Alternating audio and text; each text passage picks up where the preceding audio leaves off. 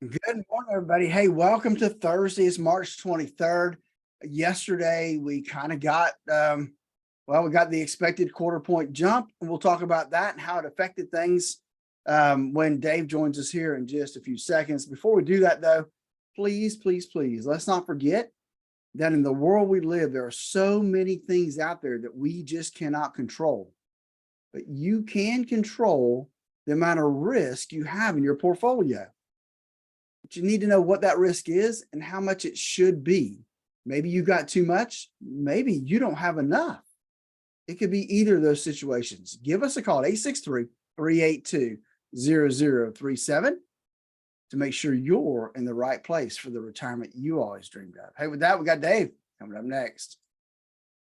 Well, good morning from 105.7 Light FM. It is 8:41 now, and we always check in on your money and see what's going on this time of the morning. There are some mornings I'd rather not tell you about it, and this might be one of them, so I'm going to lay the load on Phillip, Statler Financial Services, and see if he has any sunshine this morning. Actually, I think he does, because there's some really good timing on a trade yesterday. Phillip, good morning. How are you?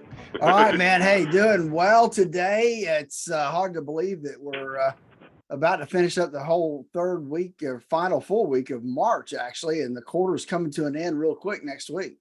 Absolutely. And boy, were the last hour or so of the trading yesterday a barrel of monkeys. You were telling me that you made some client adjustments in your portfolios yesterday, shortly after Paulson announced the interest rate increase, and things were looking pretty good for a little while in there, weren't they? They were, man. Everything was going. I mean, I figured everybody liked what Paulson had to say, and it was as expected, and kind of came in and said that, we're going to start, maybe this could be, I won't say the last increase, but they will slow down now, basically, is what he kind of said. And so I was really content. I had a client that wanted to make some changes, and we went in at about 3 o'clock and made some adjustments in the portfolios. And I got home last night and looked, and the market was up at 3, right? I went home. Yep. And looked at the close, and Dow was down 500 points. I thought, what in the world happened? And I'm looking at my news feed. Yeah, I'm looking through my news feed, and I said, "Dadgum, Janet Yellen, if she had just kept her mouth shut, we'd end up okay yesterday." That was pretty much it. The long and the short of the story for everybody that's just following the Reader's Digest version is the Federal Reserve bumped interest rates up by 1/4 point yesterday, which wasn't a big surprise. And I checked it like you did a little after 2, and I said, oh, okay, everything's just jittery up and down a couple of points, and everybody's not all that unhappy about it. Paulson's press conference, the good news that he said is we're pretty well done with the interest rate spikes. And then he said we probably won't reduce any, which wasn't great news, but at the very least he didn't say we're going to hit you again with another 2x4. And then he said, yeah, the bank problems are kind of helping us with the monetary tightening by a little bit, to which nobody reacted all that terribly badly. And then Treasury Secretary Janet Yellen, about an hour later, said, oh, yeah, with all these bank problems and whatnot, we aren't going to blanket consider covering all of the deposits like we did for Silicon Valley Bank. So don't think that we're going to insure all those deposits. If your bank goes toes up, you're out of luck. But at that point, the Dow ended up falling by 530 points. The S&P,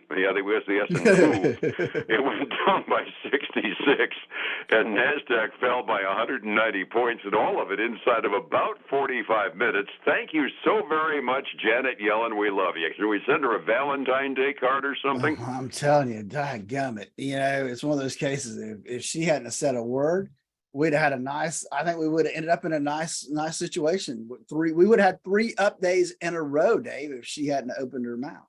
Absolutely. Worst case scenario would have been flat looking at the curve after Paulson spoke. It would have been within a range of reason. And then Yellen basically, after Paulson says the banks are doing a little bit of our monetary tightening for us because it's a heck of a lot harder to get a loan right now given the capital requirements and the periodic challenges to the regional banks. He said, okay, that's fine. And everybody said, oh, yeah, we get that. Then Yellen says, by the way, if your bank really screws up, we're not going to do diddly poop for you. Oh, I've said it. I don't trust people in Washington to do the right thing, because if you got a choice between the right thing and the wrong thing, you can almost count on them doing the wrong thing at every given turn, right? It sure seems to be that way, Dave.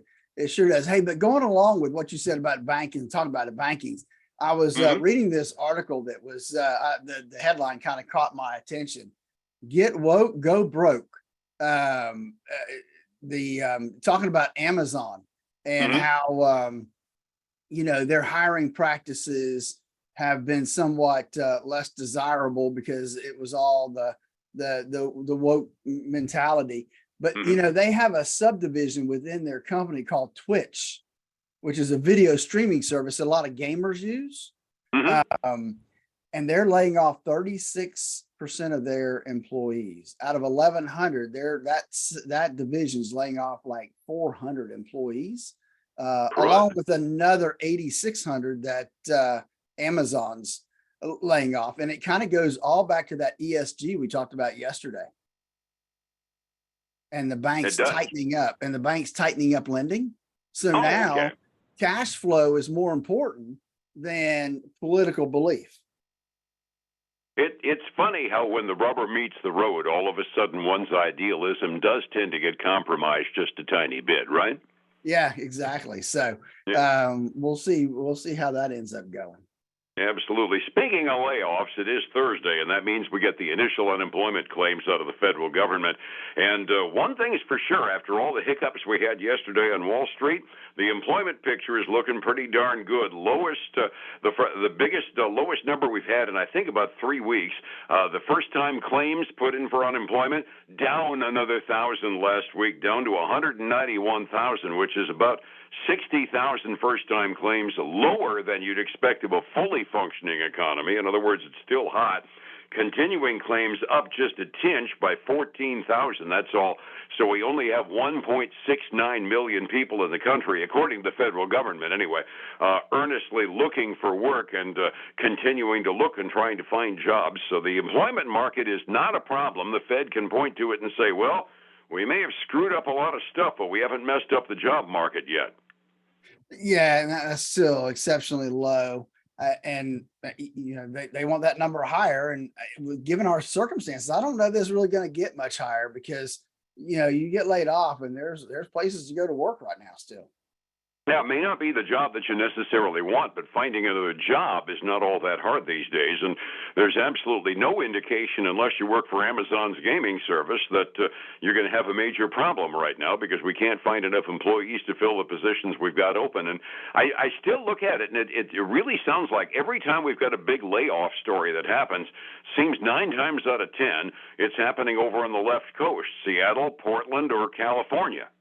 Yeah, exactly. And I'm looking, that does seem to be the case. And tech still is doing a heavy layoff situation because they're that capital's kind of drying up in some of those startups. And so, like I said earlier, cash flow is more important than politics right now. And so, man, if you're not producing some income, then it's hard to get investors and banks to loan or invest. And in reality, looking at it from a big picture standpoint, I hate to see anybody lose jobs, don't get me wrong.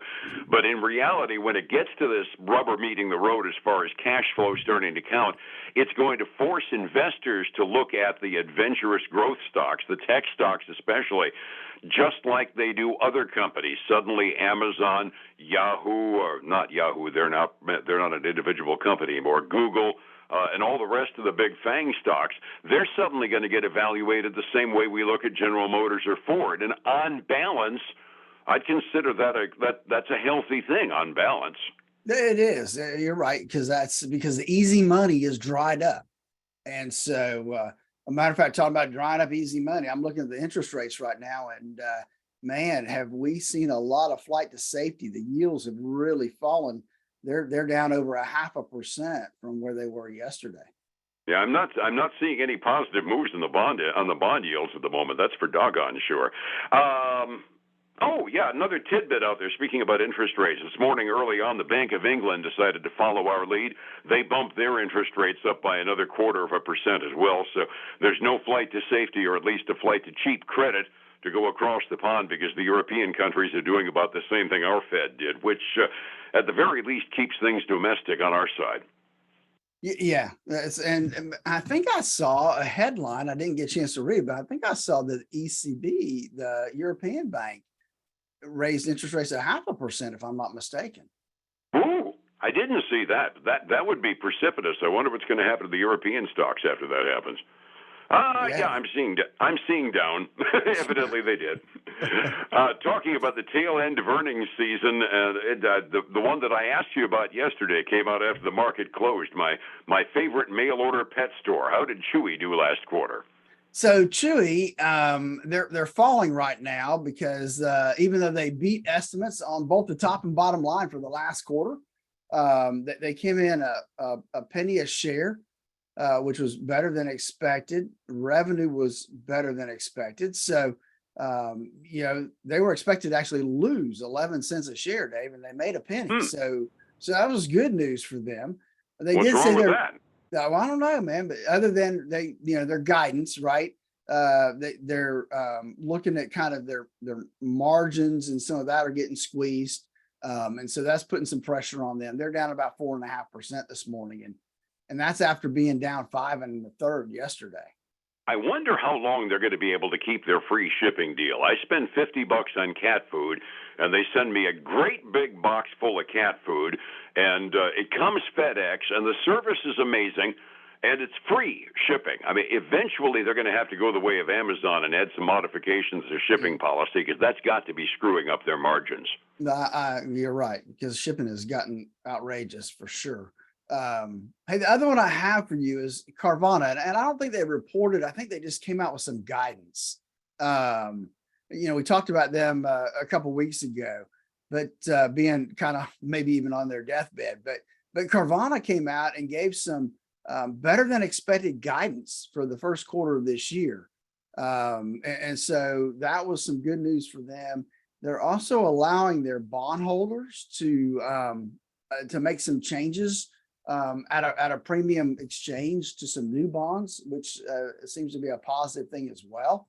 But they're trading up almost 5% this morning, and they closed up yesterday 6.3%. So in 2 days, that's over a 10% increase.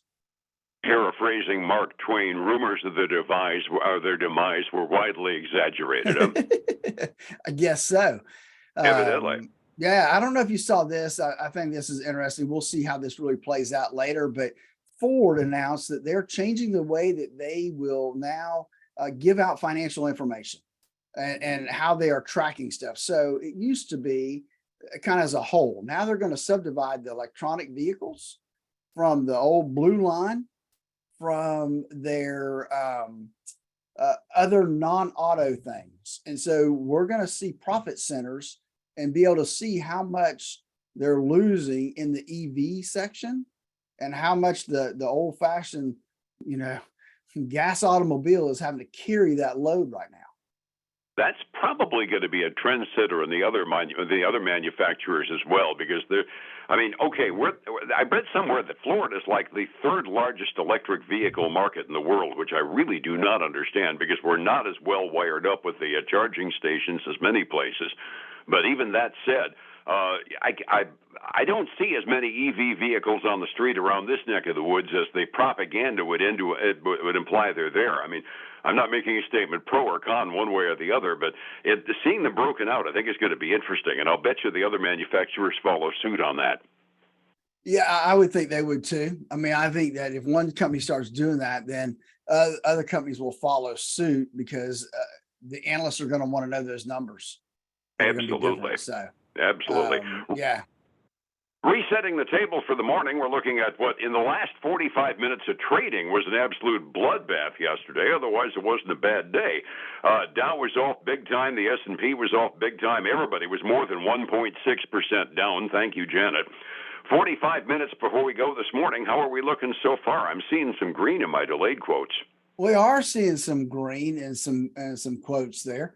We got the Dow up almost 0.2%, the S&P 500 up about 0.5%, and the NASDAQ 100 up almost 1%, as well as a good day yesterday, at least starting off for small caps, and they're up about 0.9 this morning as well. On the other side, we've got silver making oh man, Dave, it's getting almost to $23 an ounce. Highest I can remember seeing it in quite some time. Up 0.8%. Right now it's at $22.97 an ounce. Gold making a run towards 2000 is at $1,971 right now, up 1.1%. And crude oil up from where it was yesterday, but down from the close at $70.50 a barrel right now. Well, poop. I kind of like to keep it a little under 70 if I had my druthers. Overseas markets, Japan, China, Hong Kong, the Asian Rim, generally, believe it or not, up for the most part overnight at 6 a.m. when they closed. Europe, it might very well be that European Central Bank interest rate decision because the European indexes are all off between 0.25% and 0.75% midway through their day. If yesterday was a surprise to you, well, surprise it was to us as well as to what happened in the last hour or so. That means retirement planning can be real dicey these days if you're too heavy into equities. How do I find you to try to make sure my retirement plan goes as planned, Phillip? Give us a call at 863-382-0037. There's a lot of things out there, Dave, that we just can't control, but they can control. Folks can control how much risk they have in their portfolio, but they need to know what that is. And then give us listen this weekend for the Statler Financial Radio Show, 6 a.m. and noon on Saturday, 10 a.m. Sunday morning on Highlands News Talk 730 and 95.3 FM. And after all the traders visit their psychiatrists today and calm down, we'll be back tomorrow morning to tell you some hopefully good news as to what happened today on Light. Fair enough? Fair enough, buddy. Have a great day. Thank you much. It's 105.7 Light FM and Statler Financial Services. Phillip Statler. Hey, folks, again, I want to thank you for joining us today. I hope your day goes well. Join us again tomorrow, same time, same place, where we'll keep you updated on what's happening in the marketplace.